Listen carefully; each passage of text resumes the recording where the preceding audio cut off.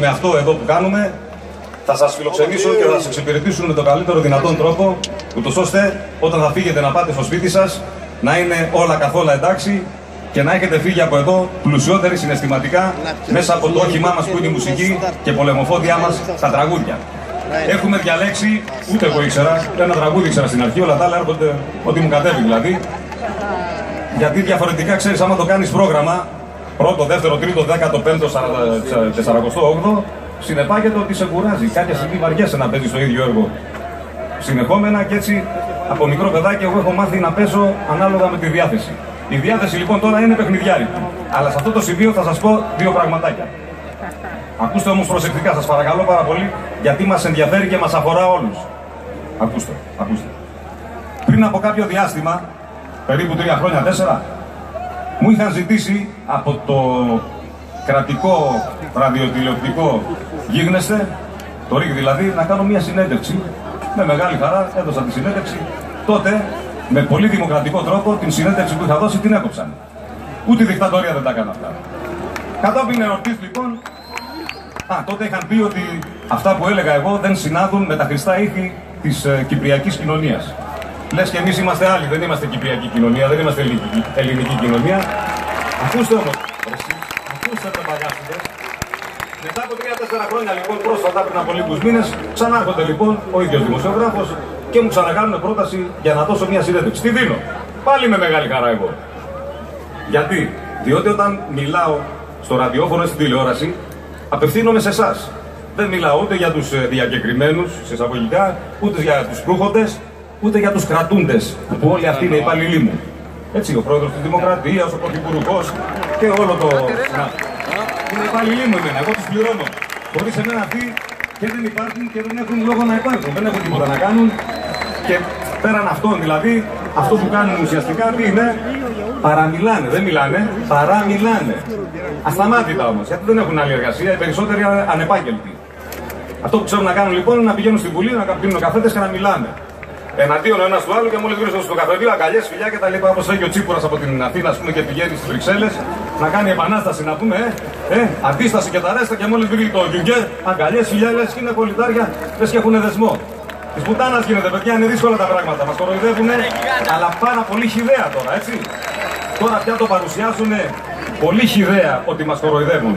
Το κακό όμως είναι ότι εμείς δεν αντιδρούμε με συνέπεια να τους βάλουμε στη θέση τους. Και ποια είναι η θέση τους? Η θέση των περισσότερων, σας το λέω εν πλήρη γνώση του τι λέω, των περισσότερων η θέση είναι στη φυλακή. Γιατί? Διότι έχουν κάνει κατάχρηση εξουσίας. Οι περισσότεροι κάνουν διασπάτηση δημοσίου χρήματος. Τα λεφτά μας δηλαδή. Τρίτον, κάνουν απίστευτα κακή διαχείριση, όχι κατά λάθος, γιατί το λάθος το συγχωρούμε. Σκοπίμως. Δηλαδή σου λέει, ας πούμε, εγώ θα πάω και θα κάνω διαπραγμάτευση και δεν δέχομαι αυτό, δεν υπάρχουν μνημόνια, δεν αυτό, δεν εκείνο, δεν το άλλο. Και με το που του δίνεις τη δύναμη εσύ λαέ, τι λένε για το λαό? Για το λαό τι λένε πάντα? Το αφεντικό μας, ο λαός. Όλα για το λαό τα κάνουμε. Μόλις του δώσεις λοιπόν την εντολή να πάει να πει όχι, λέει ναι. Πάει να κάνει διαπραγμάτευση και δίνει αγκαλιές και φιλιά. Και γυρνάει πίσω να πούμε και τι σου κάνει. Ασυστικά να πούμε σου κλέβει τα λεφτά από την τράπεζα. Άκου τώρα. Και μετά σου λέει, εκτός από τα λεφτά που σου κλέψα, θα κάνουμε και ανακεφαλαίωση των τραπεζών. Δηλαδή παίρνει και δάνειο για να δώσει πάλι στις τράπεζες. Μιλάμε για κοροϊδία απίστευτη. Χυδαία πράγματα.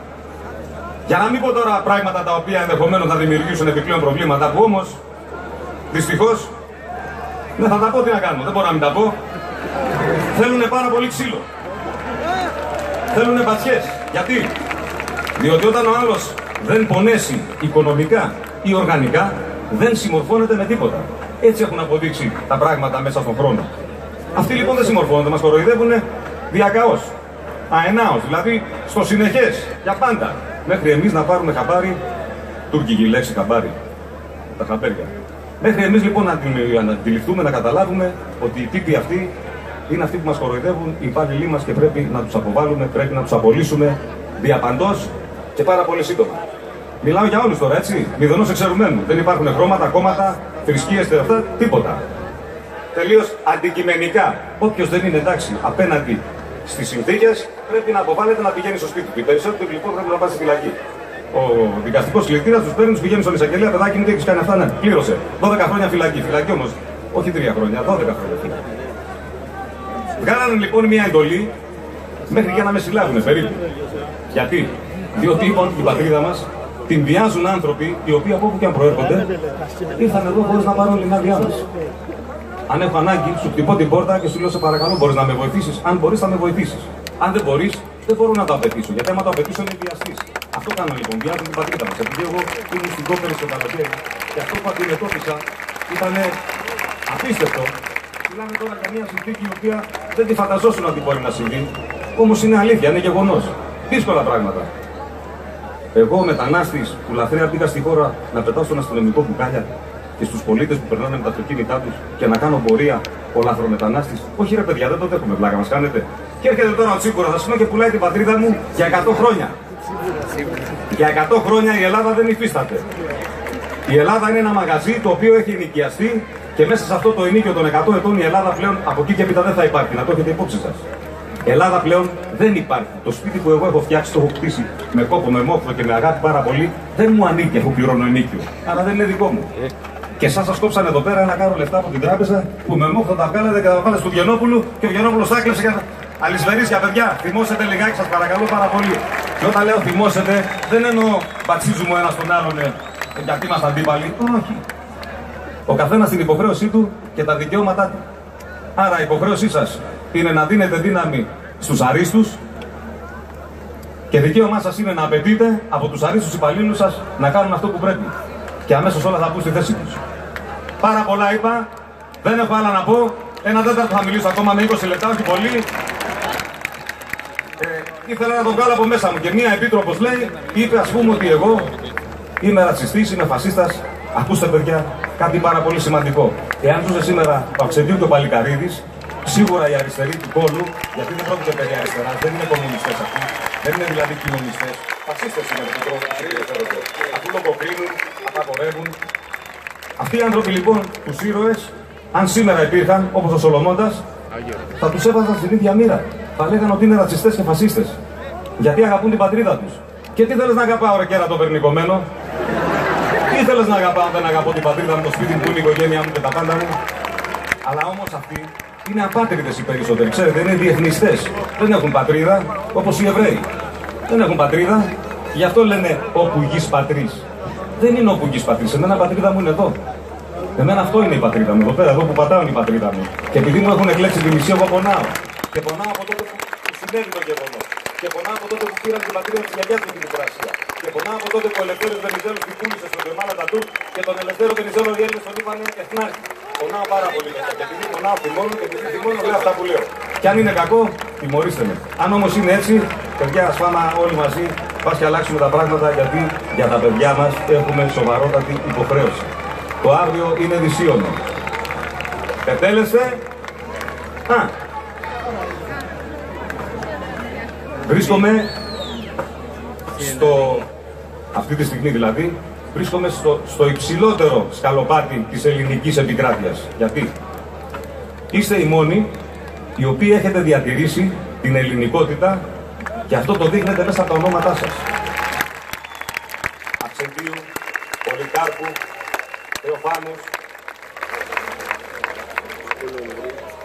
Θες ένα όνομα, δεν ξέρεις? Κυπριακό. Τι να ξέρεις, Σαρβανίτης, πού να ξέρεις? Πώς? Ο τύπος είναι πολύ μαλάκας, έτσι. Του λέω πως με ένα όνομα κυπριακό, ελληνικό δηλαδή και μου λέει Ευγένιος. Εντάξει, Ευγένιος είναι όνομα μικρό, ρε. Επίθετο. Κεφάλα. Πώς? Λοιπόν, θα πούμε ένα τραγούδι. Τον Γιώργο τον Μουκίδη τον ξέρετε ως συνθέτη και στιχουργό, σωστά? Το ξέρετε, έχει γράψει ένα γράμμα, το μια ματιά στο μονοκτάνι, το θέλω να σε ξαναδώ, το δεν σε χρειάζομαι και πάρα πολλά άλλα τέλος πάντων. Έλα τώρα που ο Γιώργος ο Μουκίδης έχει κάνει και ένα παιδάκι, το Γιαννάκι, που κι αυτό το έκανε με το ίδιο το κουσούρι να γράφει τραγούδια και το Γιαννάκι μου γράψε ένα τραγούδι. Το μόνο κακό όμως είναι ότι το Γιαννάκι αντί να μου γράψει ελληνικά, μου το γράψε εγγλέζικα. Και αναγκάζομαι τώρα να κάνω διεθνή καριέρα. Τι να κάνω. Εγώ, ο Σάκης και η Άννα.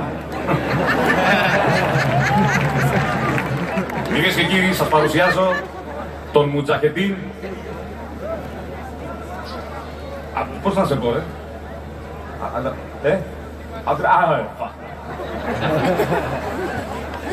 Ναι, μήπως θες να πάω παραπίσω, να βγω απ' έξω. Εκεί που το βάλες αδερφάκι μου, να πάω εκεί είναι καλύτερα, μην εμποδίζω κιόλας. Αλλάχου Ακμπαρ.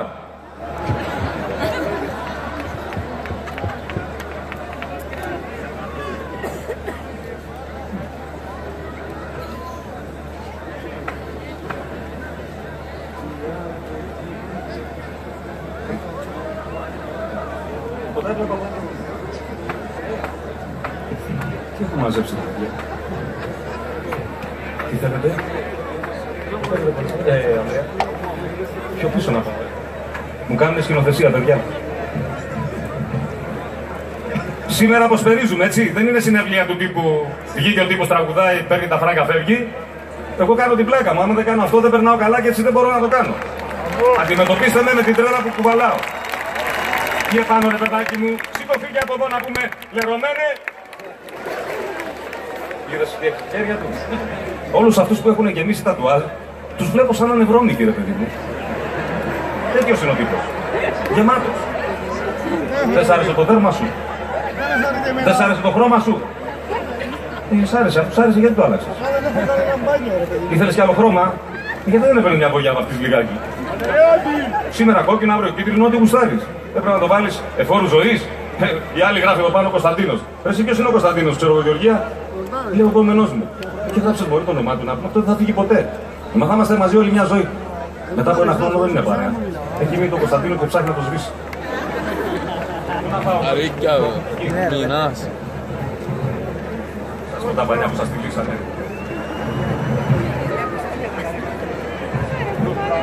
Εδώ κοιτάτε τι μου κάνουνε ρε παιδιά. Φύγετε ρε από δίπλα μου. Φύγετε. Παίρνετε δόξα συνέχεια δίπλα στο κορμί μου. Είμαι έτοιμος, κορίτσια. Ορχήστρα. Μην κάνεις χειρονομίες πίσω από την πλάτη.